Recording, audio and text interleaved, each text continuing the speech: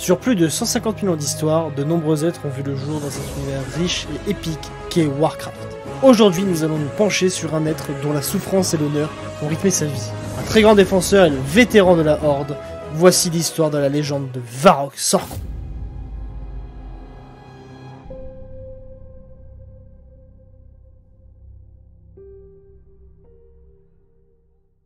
Varrock est un orc du clan Roche-Noire présent depuis le début des jeux Warcraft.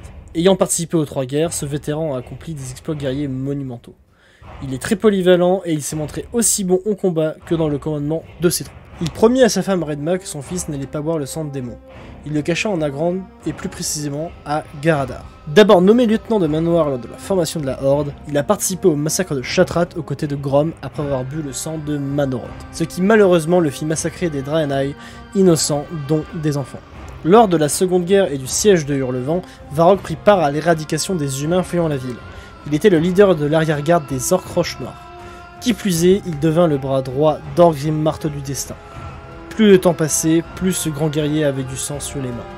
C'est pour ça que plus tard, lors de sa discussion avec Anduin, dans la cinématique Négociation, qu'il dira qu'il appelait la route pour aller jusqu'à la Porte des Ténèbres le Sentier de la Gloire, alors qu'il n'y avait aucun honneur à massacrer des personnes innocentes.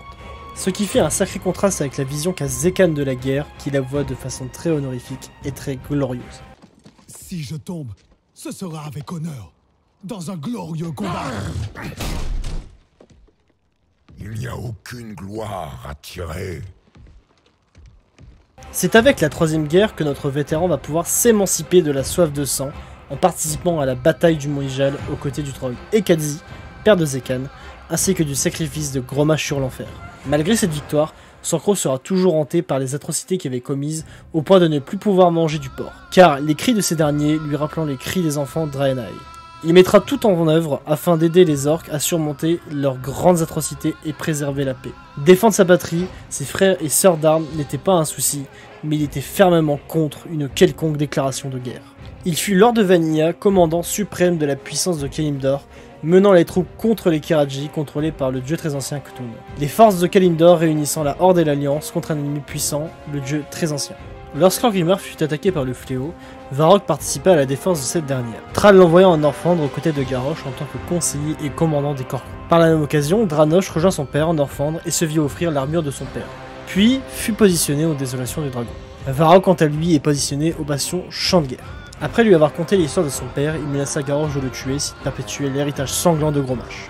Un champion de la Horde a été envoyé aux côtés du chasseur des ombres Guetri pour tuer le nécrotracker Varidius. Avec l'aide de Sorkhon, Varidius trouva la mort très rapidement. Cependant, Sorkhon demanda de ne pas évoquer sa présence sur le rapport. Bien qu'il commandait les Corcrons, il restait très méfiant face à leur soif de sang. Lors de la trahison de Putrescin à Agrantar, la porte du Kourou, Dranosh, le fils de Varrock, perd la vie au combat. Alexstrasza vous charge de rapporter l'armure du défunt à son père, qui pleura la mort de son fils, mort en héros. Varrock commanda les champions de la Horde en leur ordonnant de sauver Bolvar Fordragon, ce qui pourrait améliorer les relations entre la Horde et l'Alliance. Il utilisait le marteau d'Orgrim afin de rejoindre des hauteurs, mais fut interrompu par Muradin Barbe de Bronze qui lança une attaque en vaisseau. Cela n'empêchera pas Varrock et les champions de la Horde de saboter le vaisseau et d'atteindre la citadelle de la Couronne de Glace. En débarquant dans la citadelle de la Couronne de Glace, les troupes de la Horde dirigées par Sorkhon furent accueillies par Dranosh relevé dans l'anneau mort, afin de servir le roi Lich. Ce dernier proposa à Varrock de le rejoindre en allié, mais ce dernier refusa car pour lui son fils est mort depuis fort longtemps. C'est à cet instant qu'il expliqua l'origine du prénom de son fils, qui signifie « cœur de Draenor », et qu'il révéla qu'il a tout fait pour le cacher de démoniste, afin qu'il ne soit pas touché par la malédiction du sang de Manoroth, promesse qu'il a fait à sa femme et qu'il a honorée. Lorsque Dranosh fut vaincu, Varrock le prit dans ses bras afin de le pleurer, puis emporta le corps en Agrand pour l'incinérer, lui donnant les obsèques qu'il méritait. Avant que les champions de la Horde ne s'engouffrent dans le cœur de la citadelle, Varrock déclara « Honneur, jeune héros, quelle que soit l'ampleur de la bataille, ne l'abandonnez jamais !» Lors de la défaite de Dranosh, Varrock arriva en zeppelin expliquant qu'il souhaitait récupérer la dépouille de son fils. Muradin ne fut pas coopératif et se mit en garde jusqu'à ce qu'un portail apparut, duquel Varian accompagné de Jaina sortirent pour ordonner de laisser Varrock faire. Varrock remercia le roi, jurant de ne jamais oublier ce geste. On peut parler d'un pas en avant pour une sorte d'entente. Une amélioration flagrante dans les relations entre la Horde et l'Alliance. Après la bataille contre le roi Lich, il retourna en Nagrand afin d'incinérer son fils, non loin de la sépulture de sa femme. La mort de Dranosh marqua un grand tournant dans la vie du vétéran, qui fut grandement blessé, abandonnant son poste du haut seigneur afin de faire son deuil en paix. Garrosh le laissera au poste Bastion Champ de Guerre en Northrend, tandis que le gros des troupes retourneront en Kalimdor, ce qui conviendra à Sorcereau car il ne souhaite pas suivre la soif de sang de son chef de guerre. Varrock se rendra à Orgrimmar en compagnie de Thrall afin d'honorer la promesse faite à Garrosh il y a quelques années, au début de Wars of the Lich King. Cependant, bien que Thrall était l'ancien chef de guerre, les Corcrons ne le laisseront pas passer, même pour une simple entrevue avec Garrosh. Finalement, Nazgrim envoya les Corcrons au front pour permettre aux deux héros de s'infiltrer, mais ne garantit pas leur protection une fois à l'intérieur d'Orgrimmar. Pour que Thrall puisse continuer son chemin vers Garrosh, Varrock affronta les Mantides et fut gravement blessé avant de croiser les héros venus destituer Garrosh. Ces derniers lui apprirent le tragique destin du général Nazgrim qu'ils durent tuer afin de passer ce qui ne manqua pas d'attrister le vétéran. Pour lui, Nazgrim n'était qu'un fidèle serviteur de son chef de guerre. Sorcereau missionna donc les héros de rejoindre Thrall et en enlevant sa hache du corps d'un Mantide, il regagna la surface en assurant qu'il survivrait. Varrock accompagna Thrall en Pandarie pour le procès de Garrosh et acquiesça à l'idée de faire de Bane le défenseur de Garrosh. Lors du procès, Tyrande se cita comme témoin et lorsqu'elle afficha une forme de compassion pour la tragédie touchant son fils, Varrock répliqua qu'il n'avait jamais demandé de traitement de faveur, que d'autres avaient tout autant souffert des atrocités du roi Lich. Tyrande, en tant qu'accusatrice, montrait une vision d'une discussion conflictuelle entre Varrock et Garrosh, ainsi que la menace de mort proférée à son égard. Il avoua donc à la défense, Bane Sabot de sang, qu'il pourrait assassiner Garrosh car il avait effectivement conduit la Horde sur un chemin maudit. Cependant, il ne souhaitait pas qu'il soit condamné à mort par le tribunal Pandaren, car il estimait que Garrosh devait répondre de ses crimes lors d'un Magora face à lui de par l'amour que ce dernier portait à son peuple et à ses traditions. Lors de Warlords of Draenor, Varrock sera positionné sur le fief du héros de la Horde. Il cherche à recruter des champions pour abattre des menaces comme Fougerm et stopper le train de Tristerai qui menace Shattrath. De retour à Orgrimmar, Varrock devint le commandant des forces orques de la Horde. Il prit part à la bataille du Rivage Brisé où l'Alliance et la Horde s'allièrent afin de combattre la Légion Ardente non loin de la tombe de Sargeras. À la mort de Vol'jin, il interdit l'entrée du Fort Grommash et ne laissa passer que les héros de la Horde. Il participera également aux obsèques se déroulant au blocus de Dranochar devant les portes d'Orgrimmar. Lorsque Sylvanas prendra la tête de la Horde, Varrock sera très méfiant envers elle, ne lui faisant absolument pas confiance. Il participera à plusieurs batailles, dont celle de la pré-extension au Tared du Nord. Aux îles brisées, il sera blessé par un tir de canon gangréné et laissera le héros de la Horde continuer la bataille sans lui. On le retrouvera après la campagne d'Argus lors du défilé d'Orgrimmar afin de fêter la victoire face à la Légion. C'est lors du banquet avec des figures emblématiques de la Horde que Galewix va proposer à Sylvanas d'aller extraire une matière surpuissante en Silithus, l'Azérite. Lorsque Bane dira à Varrock que Galewix envoie des gobelins en Silithus, ce dernier répondra en s'étouffant: rien de bon n'est jamais sorti de Silithus. Mais qu'est-ce que le rat manigance? En tout cas, il ne cesse d'envoyer des gobelins en Silithus. Rien de bon n'est jamais sorti de Silithus. Peu de temps après le banquet, Sylvanas convoqua Varrock pour lui demander d'élaborer un plan afin d'assiéger Hurlevent, ce que Sorcereau répondit que, dans son état actuel, la Horde en avait pas les capacités. Une réponse qui ne plut pas à la Banshee qui insista pour un nouveau plan. Son entêtement agaça le vétéran qui lui demanda pourquoi une telle obsession à faire couler le sang. S'ensuivit un échange sur le fait qu'Orgrimmar était plus vulnérable qu'Hurlevent et que ce soit l'Alliance ou la Horde, les deux factions ne se pardonneraient jamais pour les crimes que les deux ont commis. La chef de guerre proposa donc d'attaquer en premier à l'aide de l'Azérite afin d'en finir définitivement avec ce cycle de la haine et de revenir à une paix prospère. Varrock accepta alors le raisonnement de la Banshee. En raison de la guerre contre la Légion Ardente, les flottes de l'Alliance et de la Horde avaient été nettement touchées, ce qui a pour conséquence un déplacement des troupes plus lent. De ce fait, Kalimdor serait tranquille pendant un long moment s'il déclarait la guerre. Cependant, les territoires hordeux dans les royaumes de l'Est, comme Fossoyeuse, pourraient être en péril. L'objectif était de prendre Darnassus, qui était le seul bastion de l'Alliance en Kalimdor. La conquête de ce territoire affaiblirait l'Alliance et éviterait toute représailles sur Orgrimmar. Qui plus est, en aidant les Kaldorei à reprendre leurs terres, cela pourrait engendrer une crise politique avec les Ginéens qui n'ont toujours pas repris Ginéas. Pour ce qui est des tactiques, Varrock s'opposa fermement à l'utilisation des armes telles que la peste, comme Nathanos l'avait proposé. La mort de milliers de civils innocents lui était impensable. Il préféra donc partir sur l'attaque simultanée des avant-postes Kaldorei par des voleurs de la Horde, pendant qu'il prit la tête d'une armée en marchant vers Silithus afin de jouer les appâts. Ce qui marchait très bien et fit venir les flottes de l'armée Kaldorei en Silithus, ce qui eut pour conséquence l'affaiblissement de la défense de Teldrassil. Il fit halte dans les Tarides du Nord, puis partit pour Orneval où il disputera une bataille face à Malfurion. Il le démasqua rapidement, ce dernier s'étant camouflé en réprouvé Kaldorei. Afin de garantir la sécurité de ses hommes, Varrock le provoqua en Maggora, mais l'archidruide ne respecta pas les traditions orques et engagea le combat. Lors de la venue de Sylvanas, il battra en retraite et laissa le vétéran sous les décombres de l'auberge d'Astrahanar. Il se remettra vite en route et mena l'assaut sur Sombre Rivage avec des engins de siège, mais fut pris dans un piège de feu follet de Malfurion, ainsi que de la flotte Kaldorei. Une très grande partie de ses hommes mourut et il prit la décision de battre en retraite vers Orneval. Sous les ordres de la chef de guerre, il prit une escouade pour aller en Lordanel et en passant par les montagnes entre Gangrebois et Sombre Rivage. Il ordonna la mise à mort de ses défenseurs, mais insista sur le fait de ne pas tuer les civils. Après la prise de Lordanel, remarquant la non-venue de Malfurion, il partit à sa recherche et découvra rapidement qu'il combattait Sylvanas. Mettant en premier son devoir, il mit son honneur de côté et blessa Malfurion d'un coup de hache dans le dos. C'était le déshonneur pour Varrock d'attaquer dans le dos de son adversaire, mais malgré les ordres de Sylvanas, il laissa Hurlerage en vie et laissa Tyrande le mettre à l'abri. Il a mis en garde sur le fait de ne pas venir à Darnassus où elle mourrait. En rejoignant Sylvanas, il assista avec horreur à la destruction de l'arbrement de Teldrassil, brûlé par Sylvanas, ainsi que de la mort de nombreux civils Kaldorei. Cet acte le hantera durant tout Battle for Azeroth, ce qui scellera son mépris pour Sylvanas.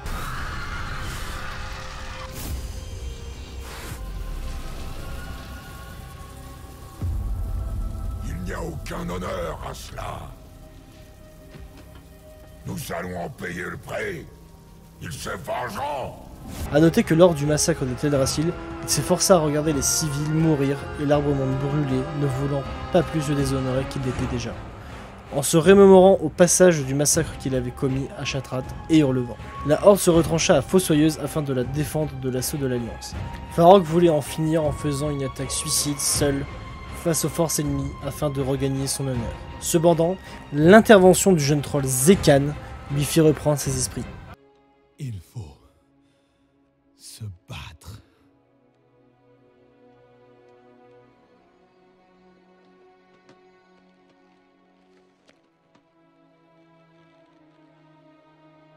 La bataille pour Fossoyeuse battait son plein. Il eut l'occasion de tuer Anduin, mais ne l'a pas fait. La Horde commença à perdre la bataille et durent se retrancher dans la salle du trône.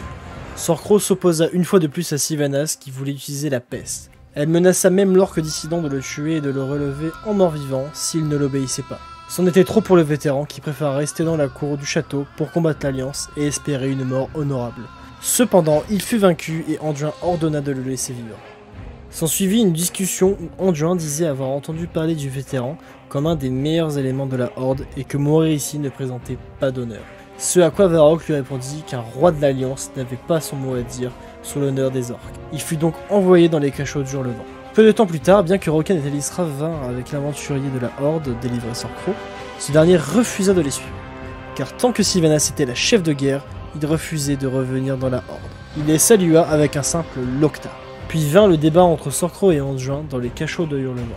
Anduin lui demanda pourquoi il ne l'avait pas tué lors de la bataille de Lordaeron, alors qu'en le tuant, il aurait mis fin à la guerre. Sans réponse du soldat, Anduin enchaîna en demandant s'il voulait que d'autres vies soient perdues. Ce qui mit en rogne le vétéran, qui cria qu'il avait tout donné pour la Horde. Mais pour lui, Sylvanas la détruisait et le seul souhait de Varrock était de récupérer sa Horde. Il révéla par la même occasion que s'il ne l'avait pas tué, c'était parce qu'il voulait qu'Anduin arrête Sylvanas. Le chef de l'Alliance répondit qu'il ne pouvait pas le vaincre, du moins pas tout seul, en quittant les cachots avec la porte de la cellule de Varrock, grande ouverte. Suite à cela, Varrock sut fuir Hurlevent, aidé par Mathias Shaw du SI7, qui mit plusieurs tactiques en place afin de détourner l'attention des gardes, que ce soit par la corruption ou avec une bonne dose d'alcool. Sa longue fuite le fit arriver à l'est des Carmines. Varrock tomba sur Zekan.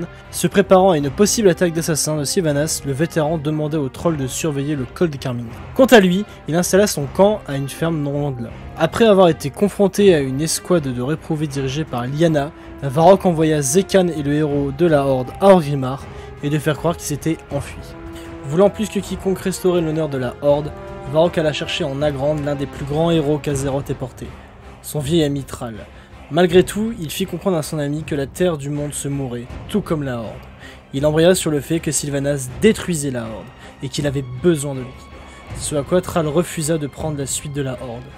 Varrock répondit qu'il le savait. Il voulait tout simplement son aide. Quelques instants plus tard, les deux assassins de Sylvanas apparurent et attaquèrent les deux orques. Après les avoir vaincus, Thrall se mit en colère, pensant que Varrock avait été suivi, mais ce dernier révéla qu'il était en train de suivre les deux assassins. Il ajoutait en disant qu'ils ne peuvent plus se cacher.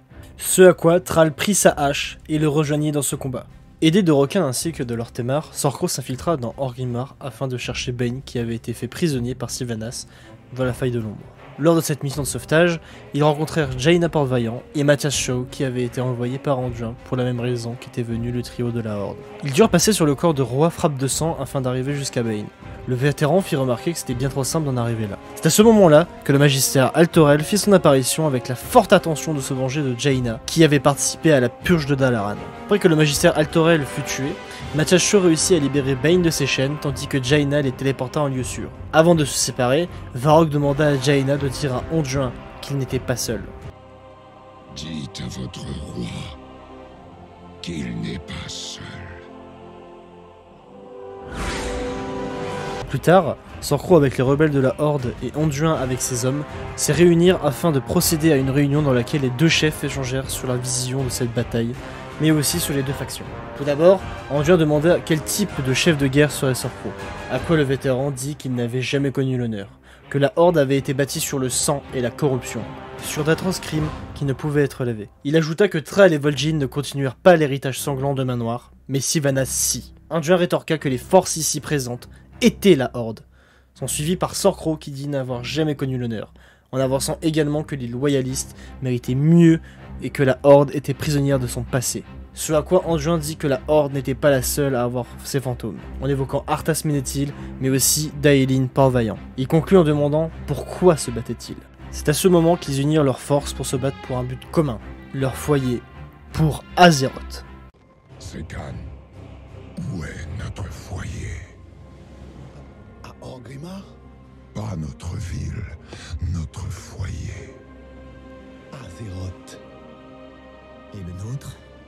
Azeroth. À présent, il n'y a que deux puissances qui prévalent dans ce monde. Celle qui projette de le détruire Et celle qui promet de le protéger. Alors, on va faire quoi? Briser la spirale. Le lendemain, la Horde rebelle et l'Alliance étaient devant Orgrimmar, prêts à l'assiéger. Devant sa ville, Varrock hésitait. Thrall lui dit que les personnes devant Orgrimmar étaient là pour se battre pour lui. Ce à quoi il répondit que les personnes défendant Orgrimmar étaient également leurs frères et leurs sœurs d'armes. Il prit alors une décision cruciale. Il défia Sylvanas Coursevent en Mag'Gora. Sylvanas Coursevent! Je vous défie! Mag'Gora! La Banshee accepta car elle voulait le voir souffrir. Varrock prit en arme la lame d'Anduin et la hache de Thrall, symbole de l'alliance entre les deux factions. Lors du combat, Sylvanas eut très facilement le dessus. Essayant de détruire une fois de plus l'espoir, elle échoua et le vétéran ne lui manquera pas de lui dire, tout en évoquant Teldrassil et Lordaeron. Varrock la provoqua et la poussa dans les derniers retranchements de son mental, ce qui provoqua la tombée de son masque. Heureux de voir que la Horde entière puisse enfin découvrir le vrai visage de Sylvanas, Lorc esquissa un sourire avant de déclarer « Pour Azeroth » en lançant un dernier assaut sur son adversaire qui scellera son destin.